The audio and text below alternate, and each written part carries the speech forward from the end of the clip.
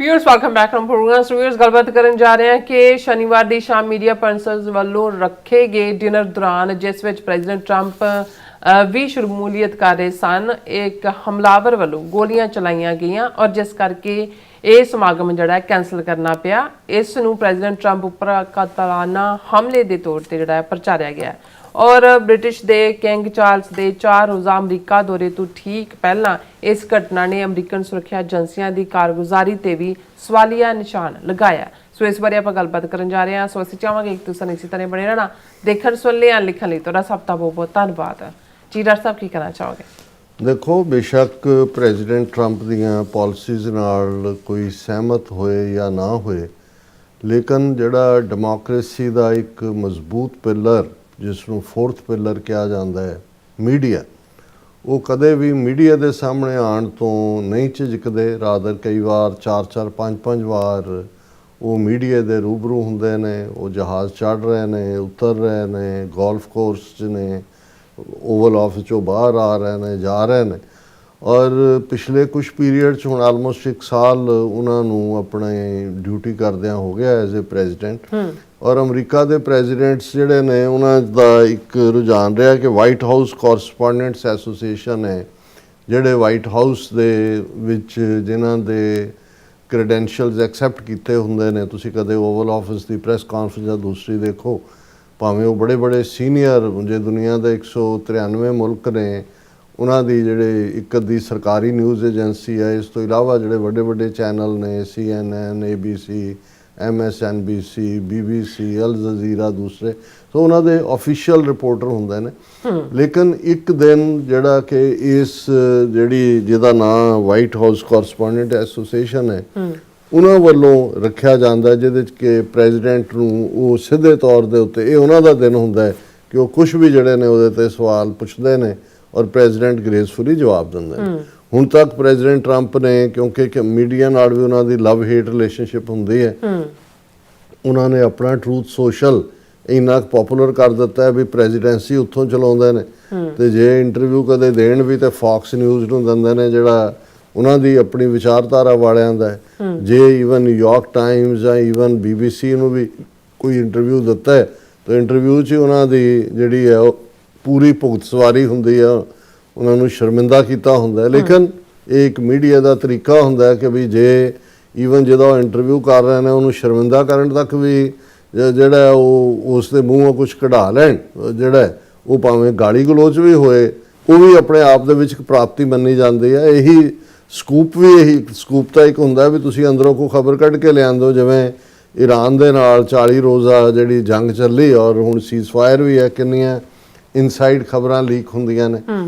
ਉਹਦੇ ਕਈ ਤਾਂ ਡੈਲੀਬਰੇਟਲੀ ਪੈਂਟਾਗਨ ਵੱਲੋਂ ਕੀਤੀਆਂ ਜਾਂਦੀਆਂ, CIA ਵੱਲੋਂ। ਕੁਛ ਜਿਹੜੀਆਂ ਨੇ ਉਹ ਜਿਹੜੇ ਮੀਡੀਆ ਪਰਸਨ ਬਹੁਤ ਘਾਹ ਕਿਸਮ ਦੇ ਬੈਠੇ ਨੇ, ਉਹਨਾਂ ਦੇ ਆਪਣੇ ਸੋਰਸ ਹੁੰਦੇ ਨੇ, ਜਾਂ ਜਿਹੜੀ ਅੰਦਰ ਕੋਈ ਗਰੀਬਡ ਪਾਰਟੀ ਹੁੰਦੀ ਹੈ ਜਾਂ ਕਈ ਵਾਰੀ ਕਈ ਪੈਟਰੀਓਟਿਕ ਪਾਰਟੀਆਂ ਪੈਟਰੀਓਟਿਕ ਧਿਰ ਹੁੰਦਾ ਹੈ, ਉਹ ਵੀ ਕੋਈ ਖਬਰ ਜਿਹੜੀ ਉਹਨਾਂ ਨੂੰ ਲੱਗ ਰਿਹਾ ਹੁੰਦਾ ਕਿ ਵੀ ਇਹ ਧੱਕਾ ਹੋ ਰਿਹਾ ਜਾਂ ਮੁਲਕ ਦਾ ਨੁਕਸਾਨ ਹੋਏਗਾ। ਲੇਕਿਨ ਇਸ ਕਿਸਮ ਦਾ ਜਿਹੜਾ ਡਿਨਰ ਇਵੈਂਟ ਹੈ ਜਾਂ ਉਸ ਤੋਂ ਇਲਾਵਾ ਇੱਕ ਰੋਸਟਿੰਗ ਕਹਿੰਦੇ ਨੇ ਉਹ ਵੀ ਹੁੰਦੀ ਹੈ, ਜਿਹਦੇ 'ਚ ਕਿ ਐਨ ਉਹਦਾ ਪੂਰਾ ਮਜ਼ਾਕ ਬਣਾਇਆ ਜਾਂਦਾ। ਹੁਣ ਇਹ ਜਿਹੜੀ ਇਹ ਡਿਨਰ ਹੈ ਜਿਹੜਾ ਬੜੀ ਦੇਰ ਬਾਅਦ ਜਾਂ ਇਸ ਵਾਰੀ ਪਹਿਲੀ ਵਾਰ ਇਸ 1 ਸਾਲ ਦੇ ਪੀਰੀਅਡ 'ਚ ਇਹ ਵਾਈਟ ਹਾਊਸ ਕੌਰਸਪੋਂਡੈਂਟ ਐਸੋਸੀਏਸ਼ਨ ਵੱਲੋਂ ਰੱਖਿਆ ਗਿਆ ਸੀ ਵਾਸ਼ਿੰਗਟਨ ਹਿਲਟਨ ਹੋਟਲ ਦੇ ਬਾਲ ਰੂਮ ਦੇ ਵਿੱਚ। ਜ਼ਾਹਰ ਹੈ ਵਾਈਟ ਹਾਊਸ ਦਾ ਆਪਣਾ ਉਸ ਲੈਵਲ ਦਾ ਬਾਲ ਰੂਮ ਨਹੀਂ ਹੈ ਜਿਹਦੇ ਲਈ ਪ੍ਰੈਜ਼ੀਡੈਂਟ ਟਰੰਪ ਜਿਹੜੇ ਨੇ ਉਹ ਬਣਵਾ ਰਹੇ ਨੇ। ਅਜੇ ਸਲੋ ਕੰਸਟਰਕਸ਼ਨ ਚੱਲ ਰਹੀ ਹੈ, ਉਹਨੂੰ ਵੀ ਚੈਲੰਜ ਕੀਤਾ ਹੋਇਆ ਹੈ, ਜੁਡੀਸ਼ਰੀ ਕਈ ਵਾਰੀ ਰੋਕ ਦਿੰਦੀ ਹੈ। ਔਰ ਦੂਸਰਾ ਤੇ ਹੁਣ ਤੱਕ ਜਿਹੜੀਆਂ ਖਬਰਾਂ ਅਵੇਲੇਬਲ ਨੇ, ਸੈਚਰਡੇ ਸ਼ਾਮ ਦਾ ਇਹ ਡਿਨਰ ਸੀ ਔਰ ਉਹਨਾਂ ਦੇ ਜਿਹੜੇ ਸਿਕਿਉਰਿਟੀ ਚੈੱਕ ਪੁਆਇੰਟ ਦੇ ਉੱਤੇ ਇੱਕ 31 ਸਾਲਾ ਜੋ ਮਿਸਟਰ ਐਲਨ ਨਾਂ ਦਾ ਬੰਦਾ, ਜਿਹਦੇ ਬਾਰੇ ਹੁਣ ਜ਼ਾਹਰ ਹੈ ਕਿ ਕੈਲੀਫੋਰਨੀਆ ਦਾ ਰਹਿਣ ਵਾਲਾ ਹੈ, ਸਾਇੰਟਿਸਟ ਵੀ, ਟੀਚਰ ਵੀ, ਨਾਸਾ ਲਈ ਵੀ ਕੰਮ ਕੀਤਾ ਹੈ, ਪਹਿਲਾਂ ਕੋਈ ਕ੍ਰਿਮੀਨਲ ਰੈਕਡ ਨਹੀਂ ਹੈ। ਉਹਦੇ ਬਾਰੇ ਆਉਂਦਾ ਹੈ ਕਿ ਵੀ ਉਹ ਬਾਈ ਟ੍ਰੇਨ ਸ਼ਿਕਾਗੋ ਤੱਕ ਪਹੁੰਚਿਆ ਕੈਲੀਫੋਰਨੀਆ ਤੋਂ, ਉੱਥੋਂ ਉਹਨੇ ਐਮਟਰੈਕ ਲਈ, ਜਿਸ ਇਹ ਹਿਲਟਨ ਹੋਟਲ ਦੇ ਵਿੱਚ ਬਾਲ ਰੂਮ ਦੇ ਵਿੱਚ ਫੰਕਸ਼ਨ ਸੀ, ਉੱਥੇ ਹੀ ਉਹਨੇ ਜਿਹੜਾ ਹੈ ਉਹ ਆਪਣਾ ਕਮਰਾ ਬੁੱਕ ਕਰਵਾਇਆ। ਔਰ ਉਹਦੇ ਕੋਲ ਮਲਟੀਪਲ ਹਥਿਆਰ ਸਨ, ਉਹਨੇ ਸ਼ਾਟ ਵੀ ਫਾਇਰ ਕੀਤਾ, ਪਰ ਸਿਕਿਉਰਿਟੀ ਚੈੱਕ ਪੁਆਇੰਟ 'ਤੇ। ਹਾਲਾਂ ਇਸ ਨੂੰ ਖਬਰ ਨੂੰ ਜਿਵੇਂ ਪਹਿਲੀ ਸਟੇਜ 'ਤੇ ਸੀ ਕਿ ਵੀ ਕਿਉਂਕਿ ਸਿਕਿਉਰਿਟੀ ਵਾਲਿਆਂ ਦਾ ਕੰਮ ਹੁੰਦਾ ਉਹਨਾਂ ਨੇ ਪ੍ਰੈਜ਼ੀਡੈਂਟ ਤੇ ਵਾਈਸ ਪ੍ਰੈਜ਼ੀਡੈਂਟ ਨੂੰ ਮਹਿਫੂਜ਼ ਕਰਨਾ। ਵਾਈਟ ਫਸਟ ਲੇਡੀ ਵੀ ਸੀ, ਹੋਰ ਵੀ ਪ੍ਰੋਮੀਨੈਂਟ ਜਿਹੜੇ ਨੇ। ਸੋ ਜਿਹੜੀਆਂ ਬਹੁਤ ਸਾਰੀਆਂ ਵੀਡੀਓਜ਼ ਔਰ ਦੂਸਰੀਆਂ ਘੁੰਮੀਆਂ, ਉਹ ਕਿਵੇਂ ਜਿਹੜਾ ਉਹ ਕਾਸ਼ ਪਟੇਲ ਟੇਬਲ ਦੇ ਥੱਲੇ ਵੜਿਆ ਹੋਇਆ ਜਿਹੜਾ FBI ਦਾ ਹੈੱਡ ਹੈ, ਦੂਜੇ ਕਿਵੇਂ, ਇਹ ਉਹਨਾਂ ਦੀ ਟ੍ਰੇਨਿੰਗ ਹੁੰਦੀ ਹੈ ਸਿਕਿਉਰਿਟੀ ਕਵਰ ਦੇ ਲਈ ਕਿ ਭਾਈ ਬਜਾਏ ਕਿ ਖੁੱਲ੍ਹੇਆਮ ਹੋਏ, ਉਹ ਟੇਬਲ ਹੋਏ, ਕੁਰਸੀ ਹੋਏ, ਭਾਵੇਂ ਕੋਈ ਹੋਰ ਹੋਏ, ਲੰਮੇ ਕਈ ਪੈ ਜਾਂਦੇ ਨੇ। ਸੋ ਪ੍ਰੈਜ਼ੀਡੈਂਟ ਟਰੰਪ ਨੂੰ ਵੀ ਉਹਨਾਂ ਨੇ, ਕਿਉਂਕਿ ਪ੍ਰੈਜ਼ੀਡੈਂਟ ਟਰੰਪ ਦੇਖ ਰਹੇ ਨੇ, ਮੁੜ ਕੇ ਉਹਨਾਂ ਨੂੰ ਸਿਕਿਉਰਿਟੀ ਵਾਲੇ ਜ਼ਬਰਦਸਤੀ ਤੂੰ ਕੇ ਲਿਜਾ ਰਹੇ ਨੇ ਕਿ ਵੀ ਲਾਈ ਡਾਊਨ ਉਹਨਾਂ ਦਾ ਹੁੰਦਾ। ਕਿਉਂਕਿ ਉਹਨਾਂ ਨੂੰ ਇਹ ਨਹੀਂ ਹੁੰਦਾ, ਕਿਉਂਕਿ ਜਿਹਨੇ ਜੇ ਕਨਫਰੰਟ ਕੀਤਾ ਸਿਕਿਉਰਿਟੀ ਵਾਲੇ ਨੇ, ਉਹਨੂੰ ਗੋਲੀ ਮਾਰੀ, ਜਿਹੜੀ ਕਿ ਉਹਦੀ ਬੁਲੇਟ ਪ੍ਰੂਫ ਔਰ ਦੂਸਰੇ ਉਹਦੇ 'ਚ ਥੋੜਾ ਬਹੁਤ ਜ਼ਖਮੀ ਹੋਇਆ ਉਹ, ਲੇਕਿਨ ਉਹ ਰਿਸਕ ਨਹੀਂ ਲੈ ਰਹੇ ਹੁੰਦੇ। ਉਹਨਾਂ ਨੂੰ ਹੁੰਦਾ ਹੈ ਕਿ ਵੀ ਇਹ ਮਲਟੀਪਲ ਹੋ ਸਕਦੇ ਨੇ ਬੰਦੇ ਜਿਹੜੇ ਨੇ ਮਾਰਨ ਵਾਲੇ, ਕੋਈ ਕਿਤਿਓਂ। ਸੋ ਉਹਨਾਂ ਦੇ ਲਈ ਮਹਿਫੂਜ਼ ਕਰਨਾ ਜਿਹੜਾ ਉਹ, ਔਰ ਉਹਦਾ ਮਕਸਦ ਕੀ ਸੀ। ਹਾਲਾਂਕਿ ਜਦੋਂ ਇਸ ਕਿਸਮ ਦੀ ਕੋਈ ਘਟਨਾ ਹੁੰਦੀ ਹੈ, ਪਹਿਲਾ ਫੀਅਰ ਜਿਹੜੇ ਅਸੀਂ ਮਾਈਨੋਰਿਟੀ ਵਾਲੇ ਲੋਕ ਆ, ਅਸੀਂ ਦੇਖਦੇ ਹਾਂ ਵੀ ਕੋਈ ਮੁਸਲਮਾਨ ਨਾ ਹੋਏ, ਕੋਈ ਇਰਾਨੀ ਨਾ ਹੋ, ਜੋ ਹੁਣ ਕ੍ਰਾਈਸਿਸ ਚੱਲ ਰਿਹਾ ਜਾਂ ਦੂਜਾ। ਤੇ ਜੇ ਇੰਡੀਆ ਦੇ ਵਿੱਚ ਕੋਈ ਇਸ ਕਿਸਮ ਦਾ ਹੁੰਦਾ ਤਾਂ ਸਾਡਾ ਪਹਿਲਾ ਹੁੰਦਾ ਵੀ ਇਹ ਹਾਂ ਕਿ ਭਾਈ ਇਹ ਦੂਜਾ। ਕਿਉਂਕਿ ਜਦੋਂ ਤੁਸੀਂ ਉਹ ਸਾਰਿਆਂ ਨੂੰ ਦੇਖਦੇ ਹੋ ਕਿ ਵੀ ਜੇ ਕੋਈ ਕ੍ਰਾਈਮ ਕਿਤੇ ਹੋਇਆ ਮਾੜਾ ਮੋਟਾ ਸੋਮਾਲੀਆ ਨਾਲ ਸੰਬੰਧਿਤ ਸੀ ਤਾਂ ਸੋਮਾਲੀਅਨਸ ਦਾ ਕੀ ਹਾਲ ਕੀਤਾ। ਔਰ ਇਸ ਵੇਲੇ ਦੇ ਕੋਈ ਸ਼ੱਕ ਨਹੀਂ ਹੈ ਕਿ ਵੀ ਇੱਕ ਡਿਵੀਜ਼ਨ ਦੇ ਲਾਈਨ ਦੇ ਥੱਲੇ ਚੱਲ ਰਿਹਾ। ਲੇਕਿਨ ਇਹਦਾ ਮਕਸਦ ਕੀ ਹੈ, ਅੱਜ ਉਹਨੂੰ ਚਾਰਜ ਕੀਤਾ ਜੱਜ ਦੇ ਸਾਹਮਣੇ, ਔਰ ਦੂਸਰਾ ਦੋ ਨੂੰ ਵਕੀਲ ਪ੍ਰੋਵਾਈਡ ਕੀਤੇ ਗਏ ਮਿਸਟਰ ਐਲਨ ਨੂੰ ਕਿ ਵੀ ਉਹ ਆਪਣੇ ਆਪ ਨੂੰ ਡਿਫੈਂਡ ਕਰੇਗਾ। ਪਰ ਉਹਨੇ ਇਹ ਘਟਨਾ ਕਰਨ ਤੋਂ ਪਹਿਲਾਂ ਇੱਕ ਕਾਈਂਡ ਆਫ ਮੈਨੀਫੈਸਟੋ ਆਪਣੇ ਟੱਬਰ ਵਾਲਿਆਂ ਨੂੰ, ਦੂਜਿਆਂ ਨੂੰ ਭੇਜਿਆ। ਉਹਦੇ ਤੋਂ ਇਹ ਲੱਗਦਾ ਹੈ ਕਿ ਉਹ ਟਰੰਪ ਦੀਆਂ ਨੀਤੀਆਂ ਤੋਂ, ਹਾਲਾਂਕਿ ਟਰੰਪ ਦਾ ਨਾਂ ਉਹਨੇ ਕਿਤੇ ਨਹੀਂ ਉਹਦੇ 'ਚ ਲਿਆ ਹੋਇਆ, ਪਰ ਉਹਨਾਂ ਦੀਆਂ ਨੀਤੀਆਂ ਤੋਂ ਖਫਾ ਹੈ। ਔਰ ਉਸਨੇ ਜਿਹੜਾ ਈਵਨ ਇਹ ਲਾਈਨ ਵੀ ਲਈ ਕਿ ਭਾਈ ਮੈਂ ਜਿਹੜਾ ਇਹ ਇੱਕ ਉਹਦੀ ਕੋਟ ਹੈ ਉਸ ਮੈਨੀਫੈਸਟੋ 'ਚ, ਉਹਨੇ ਕਿਹਾ ਕਿ turning the other cheek when someone else is oppressed is not Christian behavior, it is complicity in the oppressor's crimes। ਹੁਣ ਯੂਜੂਅਲੀ ਇਹ ਕਿਹਾ ਜਾਂਦਾ ਕਿ ਕ੍ਰਿਸਚੀਅਨਿਟੀ ਟਰੂ ਇਹ ਹੈ ਕਿ ਜੇ ਤੁਹਾਡੀ ਇੱਕ ਗੱਲ ਦੇ ਉੱਤੇ ਕੋਈ ਚਪੇੜ ਮਾਰੇ ਇੱਕ ਚੀਕ ਤੇ ਦੂਸਰੀ ਉਹਦੇ ਅੱਗੇ ਕਰ ਦਿਓ। ਹੁਣ ਇਹ ਆਪਣੇ ਮੈਨੀਫੈਸਟੋ ਜਿਹੜਾ ਹਮਲਾਵਰ ਹੈ ਮਿਸਟਰ ਐਲਨ, ਉਹ ਇਹ ਕਹਿੰਦਾ ਹੈ ਕਿ ਵੀ ਇਹ ਜਿਹੜਾ ਦੂਜੀ ਚੀਕ ਅੱਗੇ ਕਰਨਾ ਹੈ, ਇਹ ਇਨਫੈਕਟ ਜ਼ੁਲਮ ਦੇ ਅੱਗੇ ਸਿਰ ਝੁਕਾਣਾ, ਜਿਹੜਾ ਕਬੂਲ ਨਹੀਂ ਹੈ।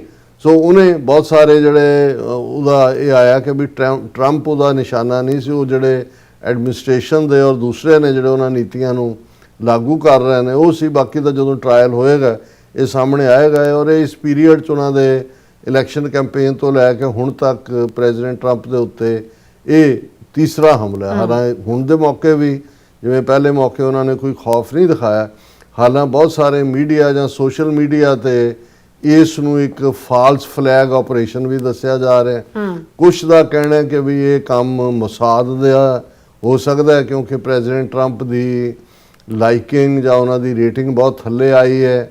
ਈਰਾਨ ਵਾਰ ਦੇ ਚੱਲਦੇ ਆ, ਨੈਗੋਸ਼ੀਏਸ਼ਨ ਵੀ ਕਿਸੇ ਕੰਢੇ ਨਹੀਂ ਲੱਗ ਰਹੀ।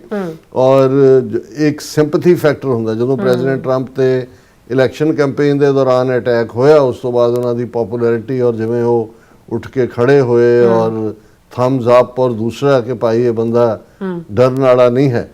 ਸੋ ਇੱਕ ਤਬਕੇ ਦਾ ਇਹ ਕਹਿਣਾ ਸੋਸ਼ਲ ਮੀਡੀਆ ਤੇ, ਕਿਉਂਕਿ ਦੋਨੋਂ ਖੈਮੇ ਨੇ, ਉਹਨਾਂ ਦਾ ਕਹਿਣਾ ਕਿ ਫਾਲਸ ਫਲੈਗ ਇਹ ਉਹਨਾਂ ਨੇ ਮੋਸਾਦ ਨੇ ਕੀਤਾ, ਇਜ਼ਰਾਈਲੀ ਏਜੰਸੀ ਨੇ, ਔਰ ਇਹ ਇਨਸਾਈਡ ਜੌਬ ਹੈ ਔਰ ਨੁਕਸਾਨ ਵੀ ਨਹੀਂ ਕੀਤਾ ਔਰ ਸਿੰਪਥੀ ਵੀ ਔਰ ਦੂਸਰੇ ਵੀ ਇਹ ਸਾਰੇ ਨੂੰ।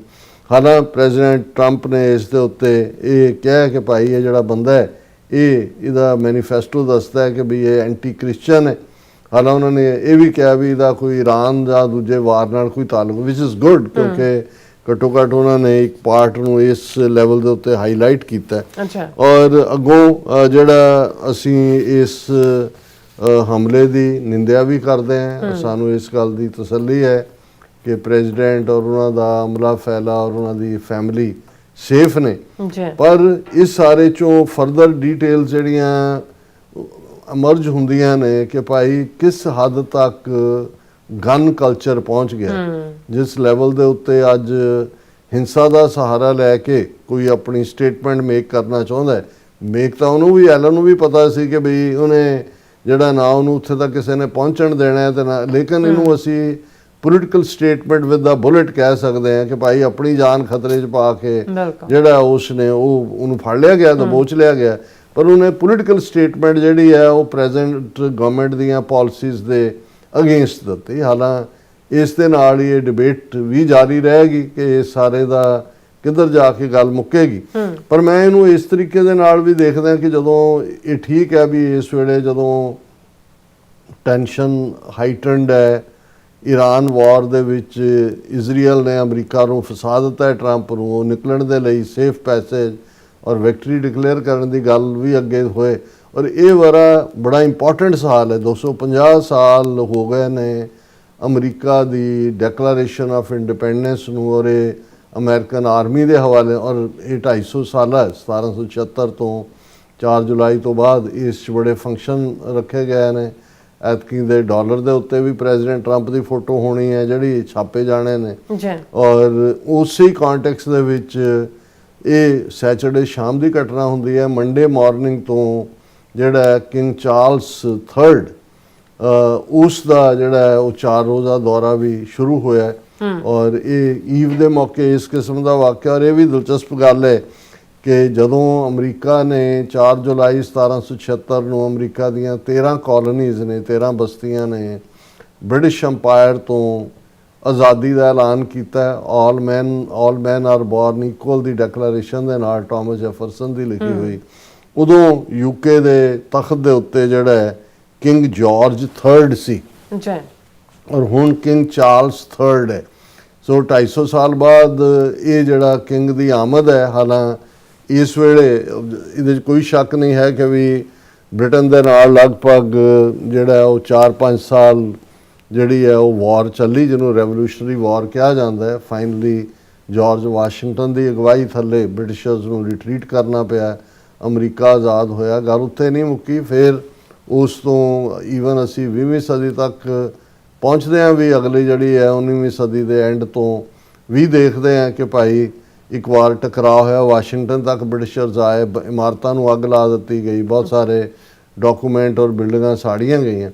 ਲੇਕਿਨ ਇਹ ਜਦੋਂ ਸੈਕੰਡ ਵਰਲਡ ਵਾਰ ਦੀ ਸ਼ੁਰੂਆਤ ਹੁੰਦੀ ਹੈ ਔਰ ਜਰਮਨ ਹਾਵੀ ਹੋ ਰਿਹਾ, ਜਾਪਾਨ ਹਾਵੀ ਹੋ ਰਿਹਾ, ਉਦੋਂ ਜਿਹੜਾ ਮਿਸਟਰ ਚਰਚਲ ਜਿਹੜਾ ਪ੍ਰਾਈਮ ਮਿਨਿਸਟਰ ਸੀ ਯੂਕੇ ਦਾ, ਉਹਨੇ ਔਰ ਅਮਰੀਕਾ ਦੇ ਵਿੱਚ ਪ੍ਰੈਜ਼ੀਡੈਂਟ ਰੂਜ਼ਵੈਲਟ ਸਨ, ਉਹਦੀ ਇੱਕ ਅਪੀਲ ਬੜੀ ਹਿਸਟੋਰੀਕਲ ਉਹਦੀ ਚਰਚਲ ਦੀ ਸਪੀਚ ਵੀ ਹੈ, appeal from old to the new, ਕਿ ਅਸੀਂ ਤੁਹਾਡੇ ਬਜ਼ੁਰਗ ਹੈ, ਠੀਕ ਹੈ ਤੁਸੀਂ ਸਾਡੇ ਤੋਂ ਬਾਗੀ ਹੋਏ ਮੁਲਕ ਬਣਾਇਆ, ਅੱਜ ਤੁਸੀਂ ਤਾਕਤਵਰ ਹੋ, ਪਰ ਅਸੀਂ ਬੁੱਢੇ ਠੇਰੇ ਜਿਹੜੇ ਅੱਜ ਤੁਹਾਡੀ ਮਦਦ ਦੀ ਆਸ ਕਰਦੇ। ਕਿਉਂਕਿ ਇਹ ਗੱਲ ਚਰਚਲ ਨੂੰ ਜਿਹੜੀ ਹੈ ਖੁੜਕ ਗਈ ਸੀ ਕਿ ਬਈ ਇਹ ਹਾਰ ਹੋਏਗੀ ਜੇ ਅਮਰੀਕਾ ਸਾਡੇ ਨਾਲ ਨਹੀਂ ਖਲੋਂਦਾ। ਸੋ ਜ਼ਾਹਰ ਹੈ ਕਿ ਉਸ ਦੇ ਲਈ ਉਹਨਾਂ ਨੇ ਕੁਝ ਫਾਲਸ ਆਪਰੇਸ਼ਨ ਵੀ ਕਰਵਾਏ ਔਰ ਜਦੋਂ ਜਾਪਾਨ ਨੇ ਪਰਲ ਹਾਰਬਰ ਤੇ ਹਮਲਾ ਕੀਤਾ ਤੇ ਫਿਰ 2.5 ਸਾਲ ਆਲਮੋਸਟ ਲੰਘ ਚੁੱਕੇ ਸੀ ਸੈਕੰਡ ਵਰਲਡ ਵਾਰ, ਅਮਰੀਕਾ ਦੀ ਨਿਊਟਰੈਲਿਟੀ ਸੀ, ਅਮਰੀਕਾ ਨੇ ਜੁਆਇਨ ਕੀਤਾ। ਪਰ ਇਹ ਜਿਹੜਾ ਲਫ਼ਜ਼ ਵੀ ਹੈ ਓਲਡ ਟੂ ਦਾ ਨਿਊ, ਔਰ ਚਰਚਲ ਨੇ ਲਫ਼ਜ਼ ਕਿਹਾ ਸੀ ਕਿ we have a special relationship. ਹੁਣ ਉਸੇ ਨੂੰ ਹੀ ਹੁਣ ਜਦੋਂ ਅਸੀਂ ਪ੍ਰੈਜ਼ੀਡੈਂਟ ਟਰੰਪ ਦੀ 1 ਸਾਲ ਦੀ ਟਰਮ ਦੇਖਦੇ ਹਾਂ ਤੇ ਉਹਦੇ 'ਚ ਇਹ ਰਿਲੇਸ਼ਨਸ਼ਿਪ ਜਿਹੜੀ ਹੈ ਬਹੁਤ ਬੁਰੀ ਤਰ੍ਹਾਂ ਨਕਾਰੀ ਗਈ ਹੈ। ਨੈਟੋ ਦੇ ਥੱਲੇ, ਨੈਟੋ 'ਚ ਵੀ ਹੈਡ ਤਾਂ ਬ੍ਰਿਟਨ ਨੇ, ਅਮਰੀਕਾ ਨੇ ਹੀ ਨੈਟੋ ਬਣਾਈ।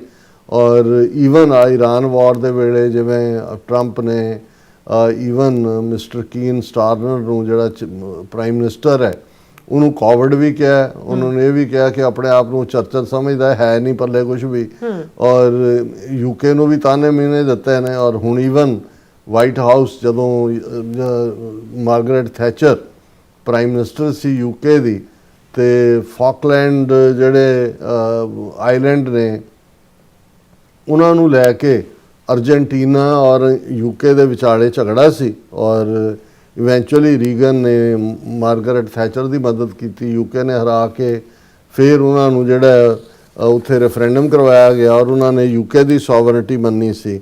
ਔਰ ਇਸ ਫਾਕਲੈਂਡ ਆਈਲੈਂਡਸ ਨੂੰ ਲੈ ਕੇ ਹੁਣ ਜਿਵੇਂ ਗ੍ਰੀਨਲੈਂਡ ਲੈਂਡ ਦੀ ਗੱਲ ਹੈ, ਕੈਨੇਡਾ ਨੂੰ 51 ਸੂਬਾ ਬਣਾਉਣ ਦੇ ਲਈ ਕਿਹਾ ਗਿਆ, ਇਸੇ ਤਰ੍ਹਾਂ ਵਾਈਟ ਹਾਊਸ ਦੇ ਵਿੱਚ ਇਹ ਵੀ ਜਿਹੜੀ ਇਹ ਡਿਸਕਸ਼ਨ ਚੱਲ ਰਹੀ ਹੈ ਕਿ ਅਮਰੀਕਾ ਜਿਹੜਾ ਉਹ ਫਾਕਲੈਂਡ ਆਈਲੈਂਡ ਦੇ ਉੱਤੇ ਵੀ ਆਪਣੀ ਸੋਵਰਨਟੀ ਕਲੇਮ ਕਰ ਸਕਦਾ ਹੈ। ਅੱਛਾ ਮਤਲਬ ਇਹ ਹੈ ਕਿ ਜਿਹੜੀ ਇੰਗਲੈਂਡ ਦੀ ਸੋਵਰਨਟੀ ਮੰਨੀ ਗਈ ਸੀ, ਔਰ ਇਹ 1984 ਦੀ ਗੱਲ ਹੀ ਹੈ ਜਦੋਂ ਰੀਗਨ ਨੇ ਮਦਦ ਕੀਤੀ ਸੀ ਮਾਰਗਰੇਟ ਥੈਚਰ ਦੀ, ਔਰ ਅਰਜਨਟੀਨਾ ਦਾ ਦਾਅਵਾ ਖਤਮ ਹੋਇਆ ਸੀ। ਸੋ ਅਮਰੀਕਾ ਮਤਲਬ ਇਹ ਹੈ ਕਿ ਵੀ ਅਗੇਨ ਤੁਖ ਨਹੀਂ ਦੇ ਰਿਹਾ ਉਹਨਾਂ ਨੂੰ। ਸੋ ਇਸ ਸਾਰੇ ਦੇ ਚੱਲਦੇ ਆ ਜਿਹੜਾ ਕਿੰਗ ਚਾਰਲਸ ਦਾ ਦੌਰਾ ਹੈ ਇਹ ਅਹਿਮੀਅਤ ਵਾਲਾ ਹੈ। ਹਾਲਾਂਕਿ ਪ੍ਰੈਜ਼ੀਡੈਂਟ ਟਰੰਪ ਨੇ ਕਿੰਗ ਚਾਰਲਸ ਦੀ ਤਾਰੀਫ ਦੇ ਵਿੱਚ ਵੀ ਜਿਹੜੇ ਲਫ਼ਜ਼ ਕਹੇ ਨੇ ਕਿ ਭਾਈ ਉਹ ਜਿਹੜਾ ਹੀ is a fantastic man, absolutely. ਪਰ ਇਹ ਵੀ ਨਹੀਂ ਸਾਡੇ ਪ੍ਰਧਾਨ ਸਾਹਿਬ ਦਾ ਪਤਾ ਹੁੰਦਾ ਵੀ ਕਦੋਂ ਐਬਸੋਲੂਟਲੀ ਨੂੰ ਉਹਨਾਂ ਨੇ ਨਕੰਮਾ ਕਹਿਣਾ। ਸੋ ਇਹ ਵੀ ਆਪਣੇ ਆਪ ਦੇ ਵਿੱਚ, ਕਿਉਂਕਿ ਜਿਉਂ ਹੀ ਇਹ ਵਾਕਿਆ ਸੈਚਰਡੇ ਦਾ ਹੋਇਆ, ਬ੍ਰਿਟਨ ਦੀ ਉਹਨਾਂ ਦੀ ਸਿਕਿਉਰਿਟੀ ਮੋਰ ਜਿਹੜੀ ਆ ਔਨ ਦਾ ਗਰਾਊਂਡ ਜਿਹੜੀ ਆ ਉਹ ਅਲਰਟ ਹੁੰਦੇ ਨੇ। ਇੱਕ ਸਟੇਜ ਤੇ ਇਹ ਵੀ ਚੱਲ ਰਿਹਾ ਸੀ ਕਿ ਹੋ ਸਕਦਾ ਹੈ ਕਿੰਗ ਚਾਰਲਸ ਦਾ ਦੌਰਾ ਰੱਦ ਕੀਤਾ ਜਾਏ, ਪਰ ਕਿਉਂਕਿ ਜਿਵੇਂ ਰਿਲੇਸ਼ਨਸ਼ਿਪ ਬੈਟਰ ਹੋ ਰਹੀ ਹੈ ਯੂਕੇ ਔਰ ਅਮਰੀਕਾ ਵਿਚਾਲੇ, ਕਿੰਗ ਵੀ ਇਹ ਸਮਝਦਾ ਹੈ ਕਿ ਭਾਈ ਅਲਟੀਮੇਟਲੀ ਸਾਡਾ ਜਿਹੜਾ ਆਪਸੀ ਸਾਂਝ ਹੋਣੀ ਚਾਹੀਦੀ ਹੈ, ਜਿਹੜੇ ਡਿਫਰੈਂਸਿਸ ਨੇ ਉਹ ਦੂਰ ਹੋਣੇ ਚਾਹੀਦੇ ਨੇ। ਔਰ ਇਹ ਈਵਨ ਉਹਨਾਂ ਦੀ ਵਿਜ਼ਿਟ ਨੂੰ ਲੈ ਕੇ ਜਿਹੜੀ ਐਸੋਸੀਏਟਡ ਪ੍ਰੈਸ ਦੀ ਨਿਊਜ਼ ਆਈਟਮ ਦੀ ਹੈਡਲਾਈਨ ਵੀ ਹੈ ਕਿ king Charles III arrives in US on delicate mission to restore UK-US relationship. ਔਰ ਹੋਪਫੁਲੀ ਇਹ ਜਿਹੜਾ ਹੈ ਇਹ ਇਹਨਾਂ ਦੀ ਜਿਹੜੇ ਚੰਗੇ ਮਾਹੌਲ ਦੇ ਵਿੱਚ ਹੀ ਗੱਲਬਾਤ ਹੋਏਗੀ। ਔਰ ਇਸ ਦੇ ਉੱਤੇ ਅਮੇਜ਼ਿੰਗ ਤਾਂ ਕਿਹਾ ਜਾ ਰਿਹਾ, ਪਰ ਉਹਦੇ 'ਚ ਪ੍ਰੈਜ਼ੀਡੈਂਟ ਟਰੰਪ ਨੇ ਇਹ ਵੀ ਕਿਹਾ ਵੀ ਮੈਂ ਜਦੋਂ ਪਿਛਲੇ ਮਈ ਦੇ ਮਹੀਨੇ ਗਿਆ ਸੀ, ਮੈਨੂੰ ਬਹੁਤ ਮੇਰਾ ਸ਼ਾਨਦਾਰ ਸਵਾਗਤ ਕੀਤਾ ਜਿਹੜਾ ਹਮੇਸ਼ਾ ਯਾਦ ਰਹੇਗਾ, ਬੈਂਡ ਬਾਜਿਆਂ ਦੇ ਨਾਲ ਔਰ ਦੂਸਰਿਆਂ ਦੇ ਨਾਲ। ਸੋ ਹੁਣ ਕਿੰਗ ਤਾਂ ਕਿੰਗ ਹੈ। ਹਾਲਾਂ ਅਮਰੀਕਾ ਨੇ ਤਾਂ ਇਹ ਸਾਰੀ ਕਿੰਗਸ਼ਿਪ ਖਤਮ ਕੀਤੀ ਔਰ ਇਹੀ ਕਿਹਾ ਕਿ ਆਲ ਮੈਨ ਆਰ ਬੋਰਨ ਇਕੁਅਲ, ਉਸ ਦੇ ਖਿਲਾਫ ਹੈ। ਲੇਕਿਨ ਇਨ ਦਾ ਐਂਡ ਆਫ ਦਾ ਡੇ ਜਿਹੜੇ ਨੇ ਉਹ ਤਾਕਤਵਰਾਂ ਦੇ ਨਾਲ ਹੀ ਲੱਗਦੇ ਨੇ, ਤੇ ਉਹਨਾਂ ਹਾਲਾਤਾਂ ਦੇ ਵਿੱਚ ਇਹ ਇਸ ਵੇਲੇ ਅਮਰੀਕਾ ਨੂੰ ਜਿਹੜਾ ਈਰਾਨ ਦੇ ਮੁੱਦੇ ਦੇ ਉੱਤੇ ਥੋੜਾ ਅਲੱਗ ਥਲੱਗ ਵੀ ਹੋਇਆ ਡਿਪਲੋਮੈਟਿਕਲੀ। ਔਰ ਜੇ ਯੂਕੇ ਦੇ ਨਾਲ ਇਹ ਰਿਲੇਸ਼ਨਸ਼ਿਪ ਰੀਸਟੋਰ ਹੁੰਦੀ ਹੈ ਚੰਗੀਆਂ ਟਰਮਸ ਦੇ ਉੱਤੇ, ਕਿਉਂਕਿ ਦੋਨਾਂ ਦਾ ਹੀ ਇੱਕ ਦੂਜੇ ਬਿਨਾਂ ਗੁਜ਼ਾਰਾ ਨਹੀਂ ਹੈ। ਬਹੁਤ ਸਾਰੇ ਡਿਫੈਂਸ ਦੇ ਅੱਡੇ ਸਾਂਝੇ ਨੇ, ਬਹੁਤ ਸਾਰੀਆਂ ਟ੍ਰੀਟੀਜ਼, ਬਹੁਤ ਸਾਰਾ ਪਾਰਟ ਜਿਹੜਾ ਹੈ ਈਵਨ ਵੀਟੋ ਵੀਲਡਿੰਗ ਯੂਕੇ ਵੀ ਇੱਕ ਪਾਵਰ ਹੈ, ਇਹਦੇ ਬਾਵਜੂਦ ਕਿ ਥਰਡ ਰੇਟ ਪਾਵਰ ਹੈ, ਪਰ ਅਮਰੀਕਾ ਚੋਂ ਹੀ ਆਪਣੀ ਸਟਰੈਂਥ ਵੀ ਕੱਢਦੇ ਰਹੇ ਨੇ। And let we hope for the best. ਜੀ ਡਾਕਟਰ ਸਾਹਿਬ ਤੁਹਾਡਾ ਬਹੁਤ ਬਹੁਤ ਸ਼ੁਕਰੀਆ। ਸੋ ਥਲੇ ਬ੍ਰੇਕ ਵਿਊਅਰਸ ਤੁਸੀਂ ਇਸੇ ਤਰ੍ਹਾਂ ਬਣੇ ਰਹਿਣਾ, ਮਿਲਦੇ ਹਾਂ ਛੋਟੇ ਜਿਹੇ ਬ੍ਰੇਕ ਤੋਂ ਬਾਅਦ।